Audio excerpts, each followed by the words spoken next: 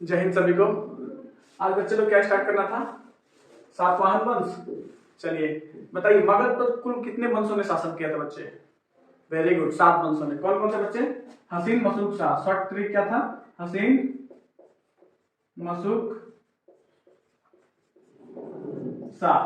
ठीक है, हसीन मशूक शाह में से हमने हर्यक वंश को खत्म कर दिया था, शिशुनाग वंश को खत्म कर दिया था, नंद वंश को खत्म कर दिया था, मौर्य वंश को खत्म कर दिया था, शुंग वंश को खत्म कर दिया था एंड कर्ण वंश को खत्म कर दिया था। ठीक है, आज हमको सातवाहन वंश पढ़ना है। ठीक है, सातवाहन वंश। देखिए, कर्ण वंश का अंतिम शासक कौन था बच्चे? सुशर्मा। कर्ण वंश का अंतिम शासक कौन था? सुशर्मा। ठीक है, सुशर्मा की हत्या किसने कर दी थी? सिमुक ने। सुशर्मा की हत्या किसने कर दी? सिमुक ने। और हत्या करके फिर नए वंश सातवाहन वंश की स्थापना करी। ठीक है, तो सातवाहन वंश का संस्थापक कौन था बच्चे? सिमुक। सातवाहन वंश का संस्थापक कौन था बच्चे? सिमुक। ठीक है, सिमुक ने क्या किया था? कर्ण वंश के अंतिम शासक सुशर्मा की हत्या करके सातवाहन वंश की स्थापना करी। ठीक है, सातवाहन वंश की स्थापना करी। ठीक है बच्चे, देखिए ये जो सातवाहन वंश वाले थे ना, ये मेनली कहाँ थे? महाराष्ट्र के एरिया में थे, ये वाले एरिया में। ठीक है, महाराष्ट्र के एरिया में थे। यहाँ की जो भूमि थी ना, बहुत ज्यादा उपजाऊ थी। ठीक है, क्योंकि सातवाहन वंश वाले कृष्णा और गोदावरी नदी निकलती है, उन दोनों के बीच में फल फूल रही थी और यहाँ की जो भूमि थी बहुत ही ज्यादा उपजाऊ थी। बाद में यही चल के इसके विनाश का कारण बन गया था बच्चे। ठीक है, बाद में क्या हुआ? यही चल के इसके विनाश का कारण बन गया था। समझ में आया? स्टार्टिंग में कहा था बच्चे? ये महाराष्ट्र के एरिया में फल फूल लाता। ठीक है बच्चे, समझ में आया? देखिए शासन कैसे शिफ्ट हो रहा है। ठीक है, शुरुआत में देखिए बच्चे, यहाँ बिहार के मगध से स्टार्ट होता है शासन। ठीक है, उसके बाद से शुंग वंश के आते आते शासन कहाँ शिफ्ट हो गया था? मध्य प्रदेश की ओर। शुंग वंश के आते थे कहाँ शिफ्ट हो गया? मध्य प्रदेश की ओर। ठीक है, उसके बाद से अभी देखिए महाराष्ट्र में। ठीक है, और यहीं से बच्चे क्या है? दक्षिण भारत की नींव पड़ जाती है। ठीक है, सातवाहन वंश के बाद से ही क्या पड़ जाती है? दक्षिण भारत की नींव पड़ जाती है। फिर आप आगे आपको चेल वंश, चोल वंश, पांड्य वंश इत्यादि देखने को मिल जाएंगे। ठीक है, तो सातवाहन वंश ने क्या किया था बच्चे? महाराष्ट्र एंड आंध्र प्रदेश के बॉर्डर पे, महाराष्ट्र एंड आंध्र प्रदेश के बॉर्डर पे इन्होंने क्या बनाया था बच्चे? प्रतिष्ठान को अपनी राजधानी बनाई। ठीक है, प्रतिष्ठान, प्रतिष्ठान को क्या बनाया बच्चे? राजधानी। सातवाहनों ने अपनी राजधानी कहां बनाई बच्चे? प्रतिष्ठान को। ये कहां पे था? आंध्र प्रदेश एंड महाराष्ट्र के बॉर्डर पे। ठीक है, प्रतिष्ठान को अपनी क्या बनाई बच्चे? राजधानी बनाई। ठीक है, देखो बच्चों, जब शुंग वंश का शासन चल रहा था ना, तो ये लोग क्या है? अपनी राजधानी को विदिशा ट्रांसफर कर लिए थे। शुंग वंश वालों ने क्या किया था? अपने राजधानी को कहां लेके आए थे? विदिशा। ठीक है, जब ये विदिशा इधर आ गया ना, तो ये वाला राजधानी दूर हो जाने के कारण ना, ये वाला जो एरिया था, ये वाला अशांत हो गया था। ठीक है, यहाँ से विदेशी आक्रमण स्टार्ट हो गए थे। ठीक है, विदेशी आक्रमण स्टार्ट हो गए थे। मध्य एशिया में बच्चे दो वंश थे उस टाइम पे। यूची वंश मध्य एशिया में कौन थे? यूची वंश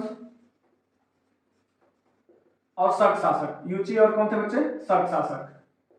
इन दोनों के बीच में झगड़ा हो गया। यूची वंश एंड शक शासक में झगड़ा हो गया। कहां थे? मध्य एशिया में। ठीक है, यूची वंश वालों ने क्या किया था बच्चे? शक को वहां से भगा दिया था। शक शासकों को क्या किया था? भगा दिया था वहां से। ठीक है, और शक शासक भाग के क्या हुए?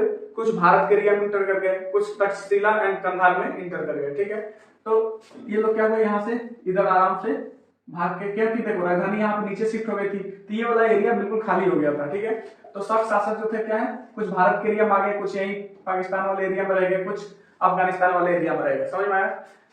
तो सातवाहन को सबसे ज्यादा खतरा किससे होने लगा था बच्चे? इस शक शासकों से। जो शक वहां से भाग के आ रहे थे, इनसे सबसे ज्यादा इनको खतरा होने लगा था। समझ में आया? जो बच्चे शक शासक आए थे ना, वो भारत में 5 भागों में आए और भारत के अलग अलग हिस्सों में आके बस गए। ठीक है, जब शक शासक जब पढ़ाएंगे बच्चे, तब इनको अच्छे से पढ़ाएंगे। अब बस हम इतना जानते हैं कि शक शासक आए थे और सातवाहन वंश वालों को शक शासक से ज्यादा खतरा था। ठीक है, तो यह महाराष्ट्र के ऊपर वाले एरिया में कुछ नासिक मार्ग के बस गए, कुछ उज्जैन में बस गए, कुछ गुजरात वाले एरिया में बस गए। इस तरह से 5 जगहों पर आके शक शासक बच गए। ठीक है, सातवाहन वंश कहां पे था बच्चे? महाराष्ट्र के एरिया में। ठीक है, महाराष्ट्र के एरिया में जब इनको शक शासकों से ज्यादा खतरा महसूस होने लगा, तो इन्होंने अपने एरिया को शिफ्ट कर लिया और ये कहां आ गए? आंध्र प्रदेश के एरिया की तरफ शिफ्ट हो गए। कहां शिफ्ट हो गए बच्चे? सातवाहन वाले आंध्र प्रदेश वाले एरिया में शिफ्ट हो गए। ठीक है, इसलिए इनको क्या है? आंध्र सातवाहन भी बोला जाता है। सातवाहन वंश को क्या बोलते हैं? आंध्र सातवाहन। ठीक है, ये आंध्र की ओर क्यों शिफ्ट हो गए बच्चे? क्योंकि इनको शक शासकों से क्या था? थोड़ा सा खतरा महसूस होने लगा था, इसलिए अपने एरिया को इन्होंने शिफ्ट कर लिया था। कहां पे? आंध्र प्रदेश की ओर। ठीक है, इसकी वजह से इसको क्या है? आंध्र सातवाहन भी बोला जाता है। सातवाहन वंश का दूसरा नाम बच्चे आंध्र सातवाहन। ठीक है, समझ में आया? देखिए, सातवाहन वंश का एक बहुत ही योग्य शासक था। सातवाहन वंश का एक बहुत ही योग्य शासक था जिसका नाम था बच्चे हाल। सातवाहन वंश का एक योग्य शासक जिसका क्या नाम था बच्चे, हॉल था। ठीक है, समझ में आया। लेकिन क्या है ना, ये योग्य था, ये ज्यादा मारधाड़ नहीं करता था, ये पढ़ा लिखा था। ठीक है, हॉल जो था ये कैसा था, पढ़ा लिखा था, ये ज्यादा मारधाड़ नहीं करता था। ठीक है, हॉल के बाद बच्चे एक बहुत ही प्रतापी शासक आया था। देखिए प्रतापी मैं जैसे ही बोलता हूं आप समझ लीजिएगा कि ये मारधाड़ करने वाला शासक था। ठीक है, तो इसके पास हॉल के बाद कौन सा आया था बच्चे, गौतमी पुत्र सतकर्णी। गौतमी पुत्र सतकर्णी, ये क्या बहुत ही प्रतापी शासक था। ठीक है, ये मारधाड़ खतरनाक था, ये समझ में आया।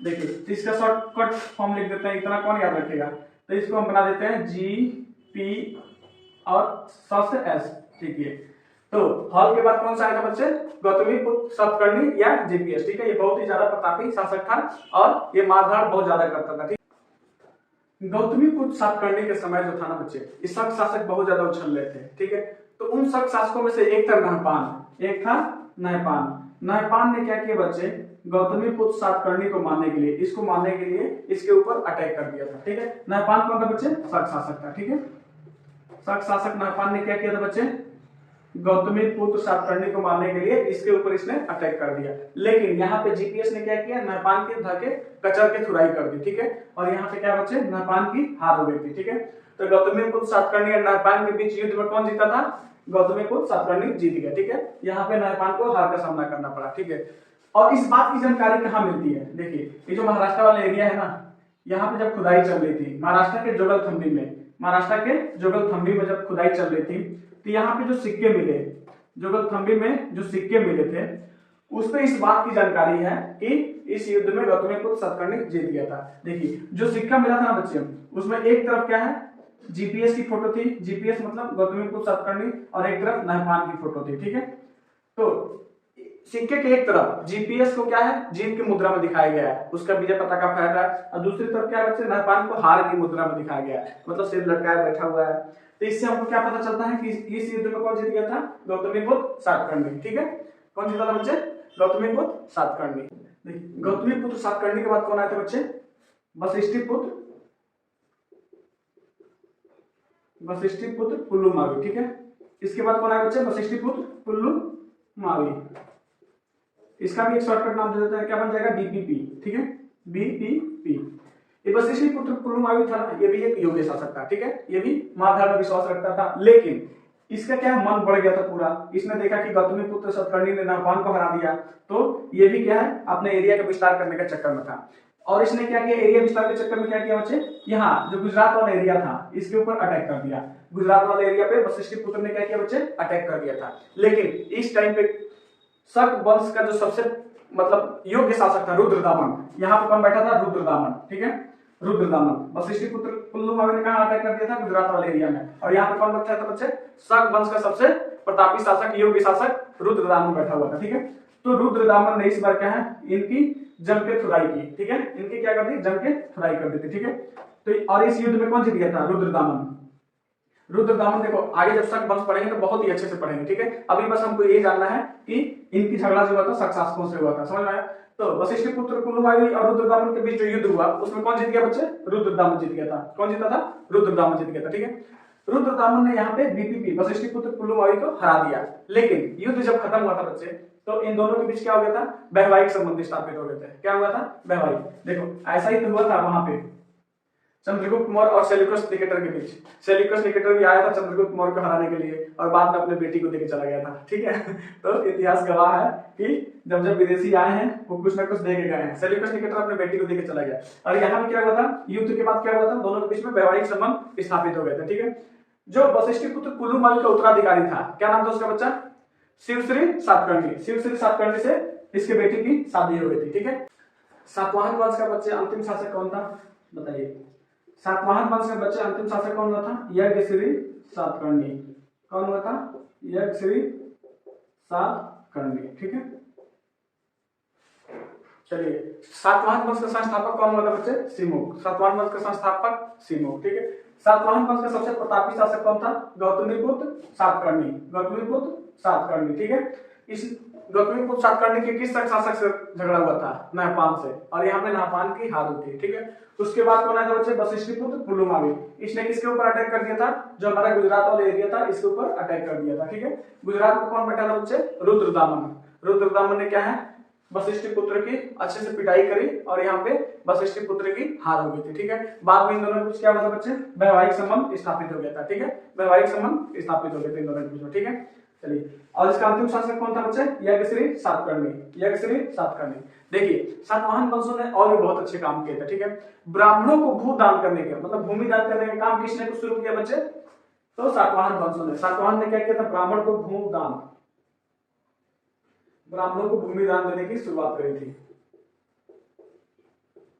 देखो, ब्राह्मणों को भूमि दान की शुरुआत किसने की? सातवाहन वंशों ने। लेकिन गुप्त वंश वाले जो आए, गुप्त वंश वाले, इन्होंने सर्वाधिक भूमि दान कर दी। ब्राह्मणों को भूमि दान की शुरुआत किसने की बच्चे? सातवाहन वंशों ने। लेकिन एट द सेम टाइम गुप्त वंश वालों ने ना बहुत ज्यादा भूमि दान कर दिया, ठीक है।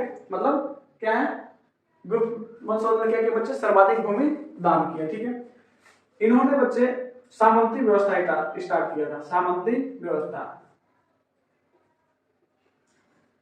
इस सामंती व्यवस्था की शुरुआत किसने किया? सातवाहन वंशों ने। सामंती व्यवस्था की शुरुआत किसने की बच्चे? सातवाहन वंश ने, ठीक है। सातवाहन ने इसकी शुरुआत तो करी, लेकिन इसमें भी क्या है? गुप्त वंश आगे निकल गया। इसमें भी क्या है बच्चे? जो गुप्त वंश था बहुत ही आगे निकल गया, समझ में आया? अभी देखिए सामंती व्यवस्था क्या होता है। देखिए, पहले के टाइम पे ना, उस टाइम पे क्या होता था कि जो राजा के सैनिक थे उनको क्या पेमेंट नहीं मिलता था। पेमेंट की जगह उनको क्या मिलता था? जमीन दे दिया जाता था, ठीक है। पेमेंट की जगह क्या होता था? जमीन दिया जाता था। तो इसी व्यवस्था में क्या बोलते थे? सामंती व्यवस्था, ठीक है। मान के चलिए कि आप कोई सेना में छोटा मोटा सिपाही हैं तो आपको हो सकता है 1 कट्ठा जमीन मिल जाएगा, लेकिन मैं राजा का मेन सेनापति हूं तो मुझे पेमेंट के बदले 1 एकड़ जमीन मिल जाएगा, ठीक है। तो इसी को व्यवस्था को क्या बोलते थे? सामंती व्यवस्था, ठीक है। लेकिन ये क्या है, आगे चल के बहुत खतरनाक हो जाता था। मान के चलिए कि राजा के पास 100 बीघा जमीन है, ठीक है। तो वो क्या है, अपने एरिया का जमीन जो था वो पेमेंट के रूप में सेना, सेनापति, महामंत्री इन सबको देता रहता था, ठीक है। तो एक तरह से क्या होता था, राजा की जमीन तो कम हो रही थी, लेकिन जो राजा का मेन सेनापति होता होगा उसका जमीन दिन प्रतिदिन बढ़ते जा रहा होगा। और एक टाइम ऐसा आता था कि जो इनके जो मेन सेनापति थे उनके पास जमीन राजा से भी ज्यादा हो जाता था, ठीक है। तो उनको क्या बोला था? सामंत बोला जाता था, ठीक है।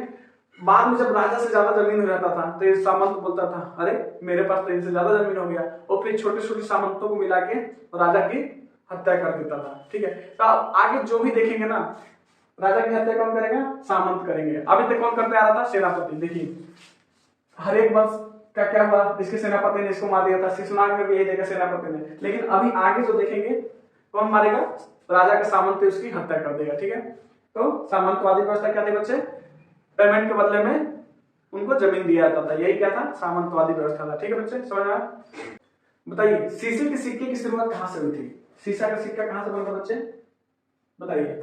शीशे का सिक्का सातवाहन वंशों ने शुरू किया था, ठीक है। शीशे का सिक्का बच्चे किसने चलाया था? सातवाहन वंशवालों ने, ठीक है। क्वेश्चन पूछता है सिक्के की शुरुआत किसके दिन है? तो सातवाहन वंश ने, ठीक है। सातवाहन वंश का समाज कैसा था बच्चे? मातृसत्तात्मक। सातवाहन वंश का समाज कैसा था? मातृसत्तात्मक, ठीक है। और बताइए बच्चे, इसके पहले कौन सा समाज मातृसत्तात्मक था? सिंधु सभ्यता। Very good. सिंधु सभ्यता का समाज कैसा था बच्चे? मातृसत्तात्मक, ठीक है। कैसा था बच्चे? मातृसत्तात्मक। और आज का समाज हमारा कैसा है? तो पितृसत्तात्मक, ठीक है। तो पहले अभी तक हमने कितने 2 समाज ऐसे देख लीजिए मातृसत्तात्मक। कौन सा? सिंधु सभ्यता एंड सातवाहन वंश। इन दोनों का समाज कैसा था बच्चे? मातृसत्तात्मक, ठीक है बच्चे। क्या है बच्चे? वंश थोड़ा सा देखते हैं क्रम में, ठीक है। देखिए, शॉर्ट ट्रिक क्या था बच्चे? हासिन, मसरूक, शाह, यही तो था। मगध में कितने वंशों ने शासन किया था? 7 वंशों ने। हसीन, मसरूक, शाह, हर्यक वंश, शिशुनाग वंश, नंद वंश, मौर्य वंश, सुंग वंश, कर्ण वंश एंड फाइनल वाला सातवाहन वंश, ठीक है। अभी आपने देखा होगा जब बच्चे धनानंद का शासन था, धनानंद के शासन के समय में किसने अटैक कर दिया था यहाँ पे? धनानंद के शासन के समय चंद्रगुप्त, सॉरी कौन था? सिकंदर, ठीक है। धनानंद के शासक जब चल रहा था तब किसने अटैक किया था? सिकंदर ने, ठीक है। हालांकि सिकंदर क्या है, ठीक तरह से बेचारा आ भी नहीं पाया था, ठीक है। इसको वही सब ठूर ठार के भेज दिए थे एंट्री करने से पहले ही। देखो, सिकंदर जो था बच्चे अखंड भारत में आया था। अखंड भारत में किसका हिस्सा था बच्चे? पहले अफगानिस्तान तक का एरिया जो था वो अखंड भारत में आता था, ठीक है। लेकिन अभी का जो भारत है इस एरिया में वो एंटर नहीं कर पाया था। तो धनानंद का जब शासन था बच्चे कौन आया था, सिकंदर आ गया था, ठीक है। नंद वंश जब खत्म हो रहा था, ये जब खत्म हो रहा था और मौर्य वंश की जब शुरुआत हो रही थी, तो आपने देखा यहाँ पे कौन आ गया था, सेल्यूकस निकेटर। सेल्यूकस निकेटर, इसने किस पर हमला किया था, तो चंद्रगुप्त मौर्य पर, और बाद में अपने क्या किया, बेटी देके चला गया, ठीक है। बाद में किसको देके चला गया, अपने बेटी को, ठीक है। अभी जब शुंग वंश जब स्टार्ट हो रहा था, शुंग वंश ने अपनी राजधानी कहाँ, विदिशा में शिफ्ट कर ली थी, ठीक है। तो ऊपर वाला एरिया बताया तो मैं आसान हो गया था, और यहाँ पे क्या है, विदेशी आक्रमण शुरू हो गए थे।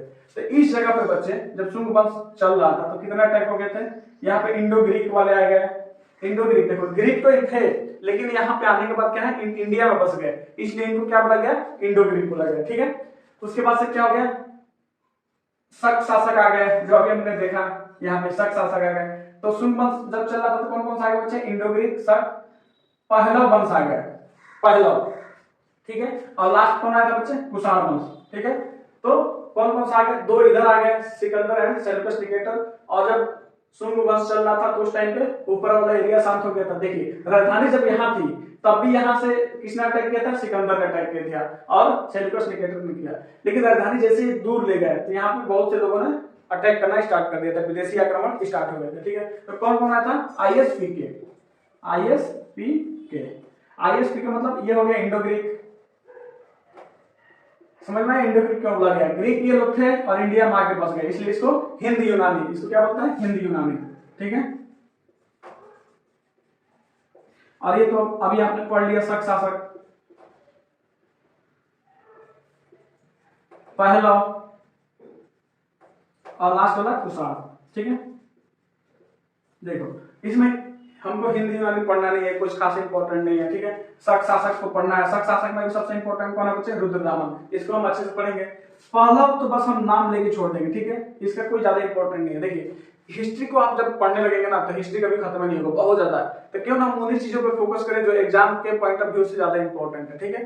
देखिए पहलव में बस हमको इतना पढ़ना है कि इस टाइम पे जो ईसाई धर्म का जो प्रचार प्रसार हुआ ना सबसे ज्यादा यही पे हुआ, पॉलर के टाइम पे, ठीक है। तो हमको बस इसमें यही पढ़ना है, ईसाइयों के बारे में जो धर्म प्रचार हुआ था, कहाँ से हुआ था, थोड़ा बहुत इसमें देखेंगे। इसमें सबसे इंपॉर्टेंट कौन है बच्चे, कुषाण, ठीक है। कुषाण ये कौन से थे, ये सब विदेशी थे, ठीक है।